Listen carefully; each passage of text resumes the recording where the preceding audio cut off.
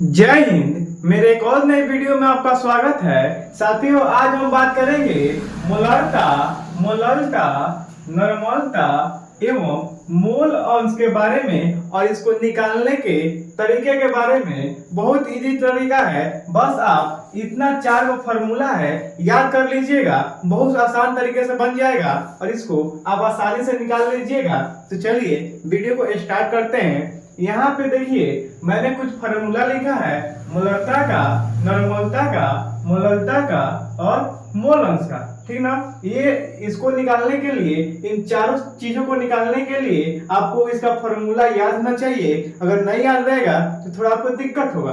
तो चलिए सबसे पहले इसके फार्मूले के बारे में जान लेते हैं कि इसका फार्मूला क्या होता है, ठीक ना। सबसे पहले है मोलरता। क्या? मोलरता। तो दोस्तों आपको बता दें, जो मोलरता होता है इसका मेरा फॉर्मूला होता है, कौन है, विलय के मोलों की संख्या बटा बिलियन का आयतन किस में होना चाहिए, लीटर में होना चाहिए। किस में होना चाहिए? लीटर में। देखिए फॉर्मूला समझिए ध्यान से। कौन है, मोलरता का जो फॉर्मूला होता है ये होता है विलय के मोलों की संख्या। यहाँ पे एक बात आया है विलय, तो आप लोग जब पढ़े होंगे बिलियन तो उसमें पढ़े होंगे एक होता है बिलियन में, एक होता है विलय होता है और एक विलायक होता है। दो चीजें होती हैं, एक होता है विलय पदार्थ और एक होता है विलायक पदार्थ। विलय पदार्थ किसे कहते हैं? जिसकी मात्रा बिलियन में क्या होती है, कम होती है।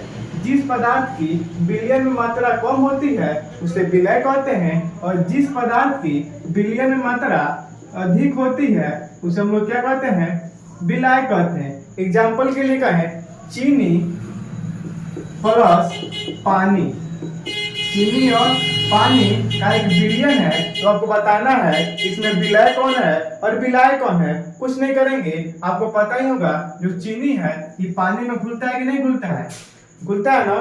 तो जब यहाँ पे देखिए जो चीनी है पानी में घुलता है ना। अब देखिए जिसकी मात्रा अधिक होती है उसी में ना कोई पदार्थ घुलता है। तो यहाँ पे चीनी और पानी में किसकी मात्रा अधिक होगी, पानी की मात्रा होगी अधिक। तो जब पानी की मात्रा अधिक है तो पानी क्या हो जाएगा, विलायक हो जाएगा, और चीनी की मात्रा क्या हो जाएगा, विलय हो जाएगा, ठीक ना। यहाँ पे आपको बस ध्यान रखना है, बिलियन में जिस पदार्थ की मात्रा कम होगी वो क्या होता है, विलय होता है, और जिस पदार्थ की मात्रा अधिक होती है उसे क्या कहते हैं, विलय कहते हैं, ठीक ना।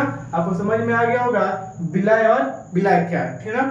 जिसकी मात्रा कम वो विलय और जिसकी मात्रा अधिक वो विलायक, ठीक ना। तो वही कर रहा है मोलरता का मेरा फॉर्मूला विलय के मोलों की संख्या बट्टा बिलियन का आयतन क्या चीज होना चाहिए, लीटर में होना चाहिए। ये तो हो गया मेरा मोलरता का फॉर्मूला। अब चलिए मोलरता का देखते हैं फॉर्मूला क्या कह रहा है। कह रहा है मोलरता का फॉर्मूला विलय के मोलों की संख्या, विलय के मोलों की संख्या बट्टा बिलियन का द्रव्यमान क्या चीज में, केजी यानी किलोग्राम में, ठीक ना। मोलरता का फॉर्मूला होता है विलय के मोलों की संख्या बट्टा बिलियन का आयतन। अब मोलरता का फॉर्मूला होता है विलय के मोलों की संख्या बट्टा बिलियन का द्रव्यमान किसमें, केजी में। मोलरता और मोलरता दोनों फॉर्मूला सेम है। यहाँ पे बात एक चेंज हुआ है, अगर यहाँ पे आयतन है, यहाँ पे आयतन है तो यहाँ पे क्या हो गया है, द्रव्यमान हो गया है, ठीक ना। सेम वही फॉर्मूला है, विलय के मोलों की संख्या बट्टा बिलियन का आयतन, विलय के मोलों की संख्या बट्टा बिलियन का आयतन के ऊपर क्या हो गया है, द्रव्यमान, ठीक ना। अब देखिए ये हो गया मेरा मोलरता और ये हो गया मोलरता, ठीक ना। अब चलिए नॉर्मलता का देखते हैं। क्या? नॉर्मलता का। देखिए जो नॉर्मलता होता है इसका फॉर्मूला होता है दोस्तों मोलरता गुणे यन। क्या? मोलरता गुणे यन, जहां ये यन एक फैक्टर नंबर है, ठीक ना। अब देखिए बताएंगे, सारा कुछ बताएंगे, ठीक ना। उसके बाद है मोल अंश। क्या? मोल अंश। तो मोल अंश का फॉर्मूला होता है विलय या विलायक का कुल मूल बट्टा बिलियन का कुल मूल। क्या होता है मोल अंश का? विलय या विलायक का कुल मूल बट्टा बिलियन का कुल मूल। ये हो गया मेरा चारों फार्मूला, बस आप इसको याद कर लीजिएगा। याद कर लीजिएगा तो 50% आप बना लीजिएगा, इसको सॉल्व कर लीजिएगा, कोई डाउट नहीं होगा। देखिए आपके सामने एक सॉल्व करके दिखाता हूँ, ठीक ना। तो चलिए जानते हैं चार फार्मूला के बारे में एक बार और। तब विमूलता का फार्मूला होता है विलय के मोलों की संख्या बट्टा विलयन का आयतन, इसमें लीटर में। मूलता का होता है विलय के मोलों की संख्या बट्टा विलयन का द्रव्यमान कैची में, केजी में, ठीक ना। उसके बाद नॉर्मलता है, नॉर्मलता का फार्मूला होता है मोलरता गुणे यन मोलंस है। मोलंस का फार्मूला होता है विलय या विलायक का कुल मोल बट्टा विलयन का कुल मोल। चलिए अब देखिए यहाँ पे एक न्यूमेरिकल लिखे हैं, कह रहा है किसी विलयन के 5 लीटर आयतन में 4 मोल, कितना मोल, 4 मोल NaOH यानी क्या, नमक। कह रहा है किसी विलयन के 5 लीटर आयतन में 4 मोल NaOH घुला है, तो विलयन की मोलरता ज्ञात करें। ध्यान समझिएगा, देखिए कुछ नहीं करेंगे, सबसे आसान है। आप लोग को लगता होगा कि भारी है, कुछ भारी नहीं है, बस आपको फार्मूला याद रहना चाहिए। देखिए इसको सॉल्व करते हैं कितना आसान तरीके से, देखो। तो सबसे पहले लिखेंगे यहाँ पे सॉल्व या हल, ठीक ना, दोनों कुछ लिख लीजिए।